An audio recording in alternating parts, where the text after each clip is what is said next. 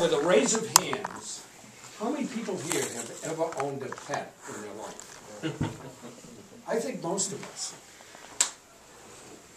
Madam President, Mr. Toastmaster, fellow Toastmasters, I'll never forget my first dog, and I'll tell you why.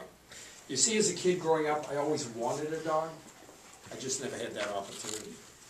But once I got married and we bought a house, thought we're going to buy a puppy.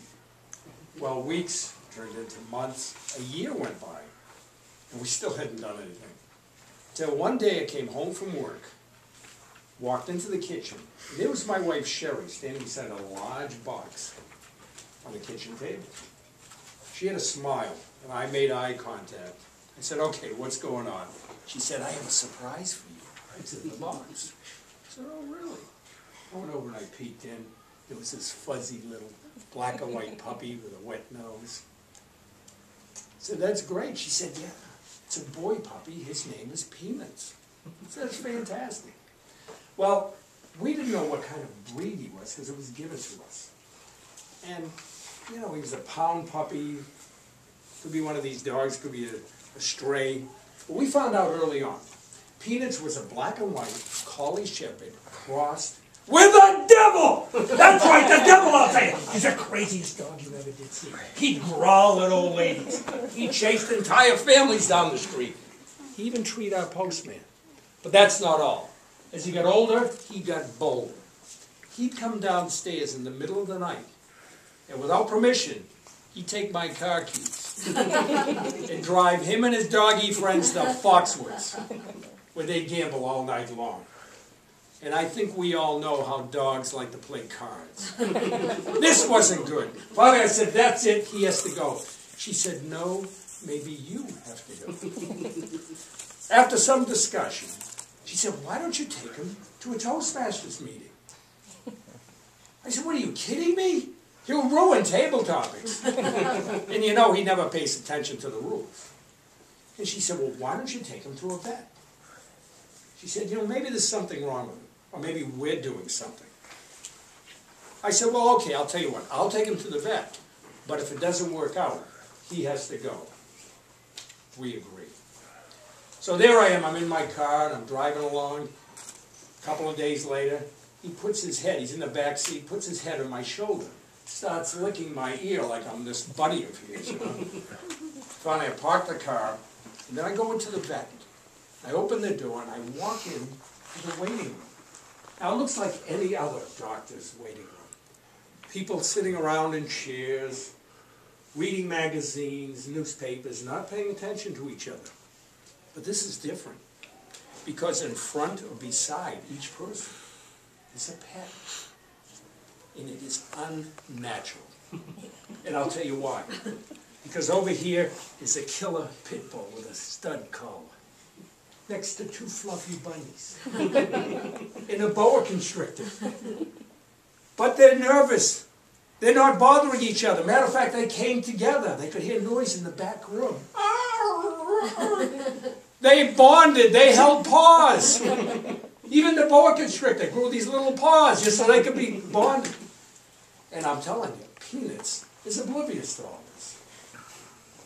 Then the door of the inner office opens.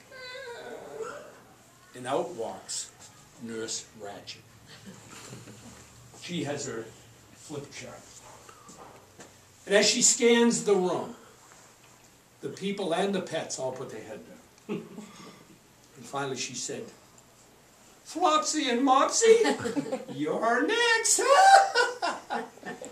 And one by one, they went into the inner room, office, never to be seen again. Of course, Peanuts is oblivious to this. He's so cocky. He's leaning on the wall. He's got a big cigar, blowing smoke rings. But finally, time went by. It was his time. And Nurse Ratchet came up. Peanuts, Saracen, you're next. And I said, this is great. This is my opportunity. And I took his leash, and I led him into the inner office. And there was Dr.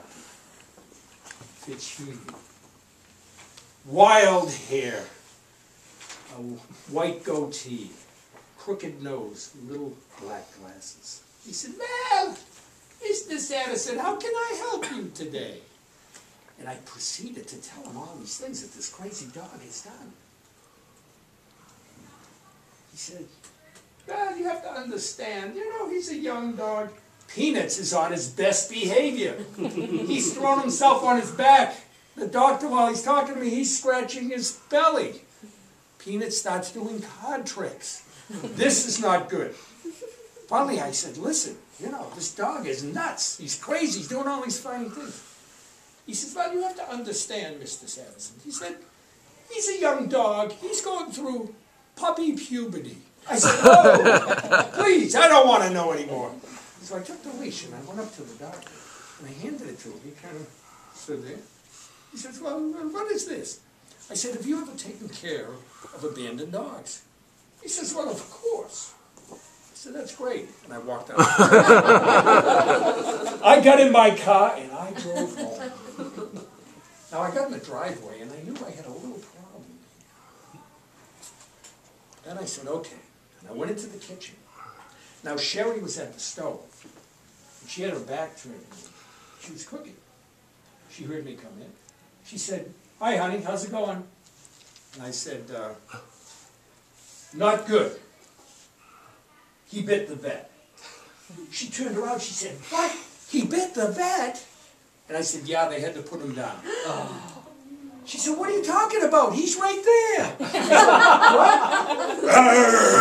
"Oh no, he's back." Mr. Toastmaster.